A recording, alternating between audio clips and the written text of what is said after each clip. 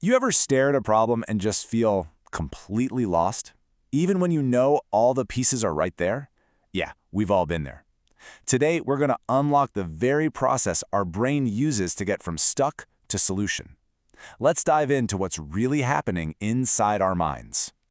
And it all starts right here, in this moment. That silent beat right after you run into a challenge, a question, or a puzzle. It's something we all go through, that brief stop before our mental gears finally start to turn. So what's actually happening inside our heads during that critical moment? Well, that's exactly the question we're going to dive in today. We're going to break down the machinery of the mind. Okay, so let's start with the feeling I think we all know way too well, that stuck moment. It's that mental wall you hit when you have all the information, but the path forward just isn't clear. This right here, this is the classic stuck moment. You have all the info, you see all the components, but the path forward is a total blank. But here's the thing. What if I told you that this super frustrating feeling, it's not a failure? In fact, it's the total opposite. It's the launch pad. It's the exact moment your brain officially starts thinking. All right, so to get unstuck, you need the right tools, right? And the good news is your mind already comes equipped with this powerful built-in toolbox. So let's open it up and see what's inside. And right at the core of it all is the master tool itself, thinking. It's the active process we use to make sense of the world.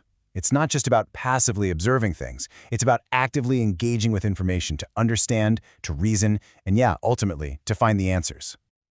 So what really makes up thinking? Well, a few key things. First off, it's an internal process, right? It's all happening inside our own heads. It's also almost always goal-directed, meaning we're usually thinking for a reason. And maybe most importantly, it relies on symbols, things like words and images, to build connections and create meaning. So our minds basically have two main modes they operate in. You've got concrete thinking, which is all about the physical world, what you can see and touch, like, say, putting together furniture. And then you have abstract thinking. This is more about ideas and concepts, things like justice or even just planning for your future.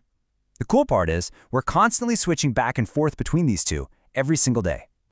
And a huge part of thinking efficiently is using what we call concepts.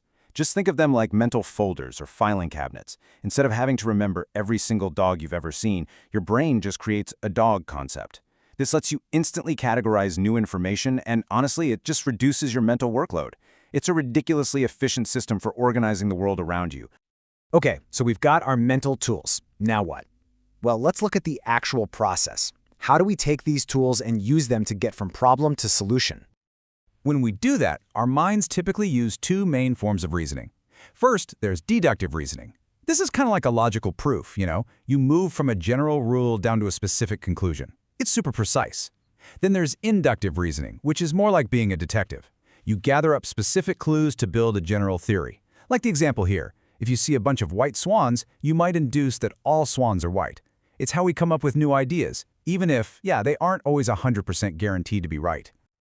And that actually brings us to a really key point. See, in psychology, a problem isn't always a bad thing.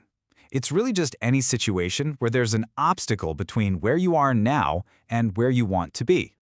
And that, right there, is where problem solving comes in. It's the active, deliberate process of figuring out how to get over that obstacle. It's all about charting a course from here to there when the path just isn't obvious. And you know what? That journey usually follows a pretty reliable map. This 5-step process you see here, it's an incredibly powerful blueprint. First, you gotta really understand the problem. Then, you break it down. After that, you brainstorm some possible solutions, hypotheses, and then you actually test them out.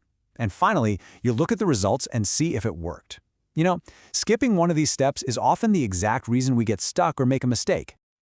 But here's the catch. Even with the best map in the world, you can still hit a roadblock.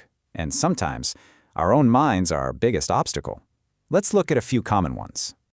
Have you ever tried to solve a brand new problem with an old solution just because, hey, it worked before? That's what we call a mental set. Or what about this? You've needed a paperweight and you completely overlooked a heavy coffee mug sitting right there because, you only see it as something to drink from. That's functional fixedness. These are basically cognitive biases that lock our thinking into place. And this brings up such a crucial point about our emotions. When we're feeling really anxious or stressed out, our cognitive flexibility just tanks. Our brains kind of go into this defensive mode, and that makes it so much harder to see new angles or come up with creative solutions. It's exactly why managing our emotions is a huge part of thinking effectively. So the big question is, how do we break through all these blocks? Well, we use our mental superpower, creative thinking. And no, it's not just for artists. It's about being able to generate lots of ideas. That's fluency. It's about seeing a problem from all sorts of different angles. That's flexibility. And it's about coming up with a truly new way of doing things, and that's originality. This is how innovation actually happens. Okay, so why does any of this matter? Because we don't just use these skills to solve little puzzles. We're using them every single day, in pretty much every part of our lives. Think about it. Every time you make a big decision or plan for the future or even just work through a disagreement with a friend or learn something new, you are using this entire mental toolbox. So getting better at thinking doesn't just mean you'll solve riddles faster. It means you'll make better choices, have better relationships, and build a better future for yourself. And really, this is the ultimate takeaway here.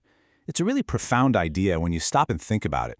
The stuff happening inside your mind, how you analyze, how you reason, how you create and solve problems, it literally shapes your entire experience of the world.